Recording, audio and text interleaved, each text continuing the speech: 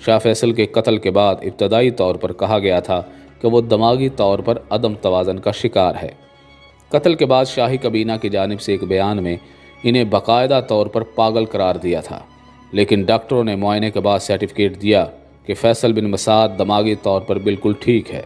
اس کے ساتھ منشیات کے واقعات بھی جوڑے جاتے ہیں اور کہا جاتا ہے کہ ایک مرتبہ جب وہ سعودی عرب واپس آیا تو اس کا پاسپورٹ ضبط کر لیا گیا تھا، کیونکہ وہ بیرون ممالک سعودی عرب کے لیے بے عزتی کا باعث بن رہا تھا۔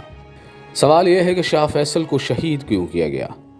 سعودی عرب میں اکثر تحقیقات کو منظر عام پر نہیں لایا جاتا، اور بات جب شاہی خاندان کی ہو تو معاملہ اور بھی حساس ہو جاتا ہے۔